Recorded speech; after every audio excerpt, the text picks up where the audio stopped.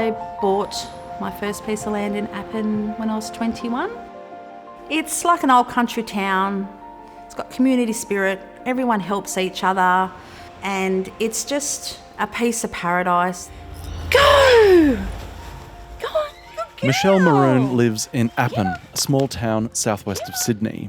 After a recent rezoning decision, the community is set to grow from 1,000 homes to nearly 14,000. We weren't anticipating any movement on this to closer to 2036.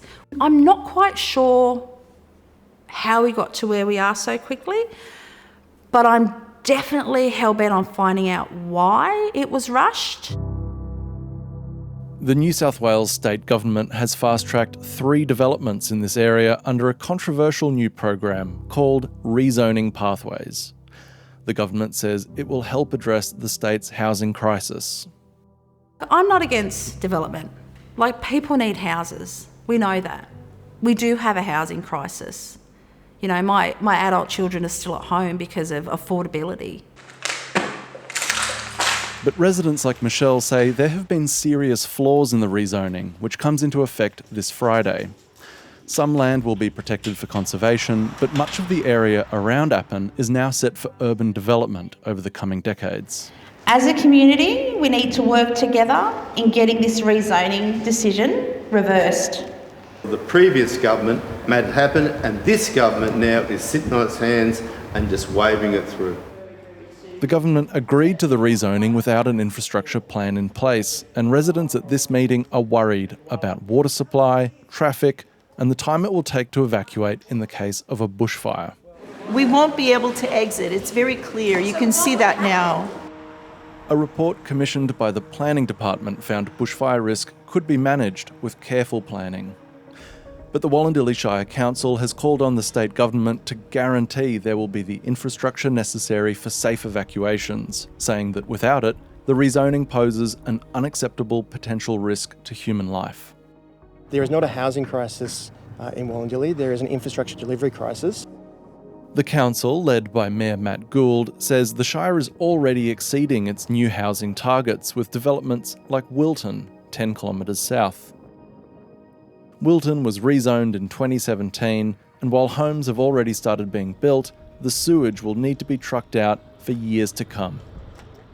We have no hospital, we have a single public high school for the entire Shire, we have bus stops that have been built that have never had a bus arrive at them, we don't have electric trains, the infrastructure is just not there. A single-lane bridge connects Wilton and Appin, with steep inclines either side. We can't have populations of 50,000 people on each side and be reliant on a bridge that was built in the late 1800s that goes through narrow, winding hairpin turns. In the event of bushfire, particularly if you can't use Appin Road, this is the only other way to get out of Appin, but obviously a lot of bush either side as well, so it's not the best evacuation route.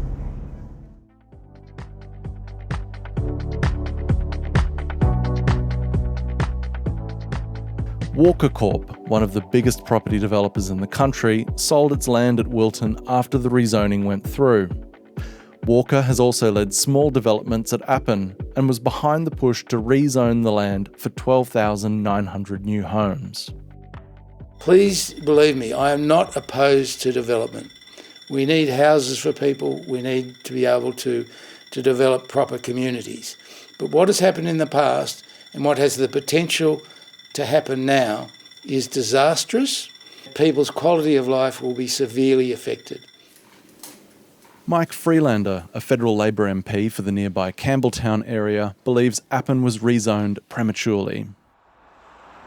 He's calling for a royal commission into planning and development in New South Wales.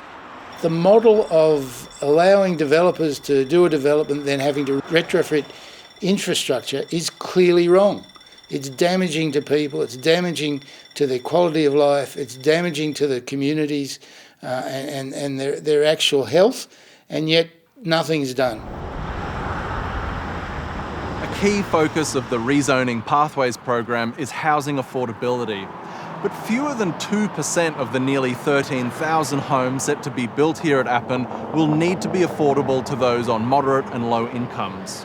So how did New South Wales arrive at the decision to rezone Appin? Appin was knocked back for rezoning as a state government initiative in April 2022 because of insufficient information proving its urgency and importance. But in the second half of last year, the Planning Department developed a separate approval process to try and hit new housing targets. Last November, the Coalition's Planning Minister, Anthony Roberts, announced Appin and 2 other sites had been selected for fast-tracking. In June, the department signed off on the rezoning under the new Labor Planning Minister, Paul Scully. I can't understand how you can approve a project where there is absolutely no infrastructure plan. It's beyond reason, really, to me.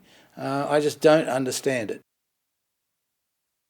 In August, the Planning Minister called for a review into recent departmental decisions made about Walker, after it emerged the former Planning Secretary, Michael Castle, had gone to work for the developer after the change in government.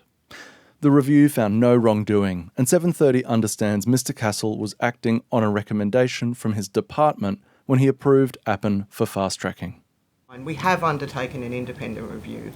The review did indicate that there were no improper actions that were taken and that the Planning Department followed all due process. The Planning Department and Walker are now negotiating over who will provide what infrastructure. Development can't begin without an agreement in place. In a statement, the Planning Department said, "The reformed Housing and Productivity Contribution Scheme will provide significant investment towards infrastructure that supports housing across the areas where it applies, including Appin.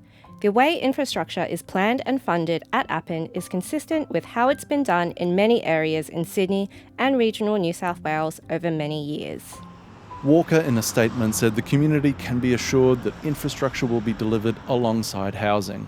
Walker refutes the council's motion that housing should be deferred at Appin because there is a greater need than ever to provide housing for Australians who have been squeezed out of the market by a critical supply shortage. Crucially, the Greater Macarthur region has been set aside as a housing solution for decades. A spokesperson for Minister Paul Scully said he was unavailable to comment due to pressing matters.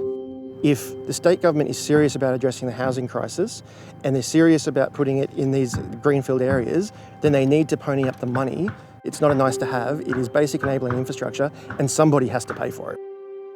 We have a right to know what we are walking into. We have a right to know when they will be committing to this infrastructure.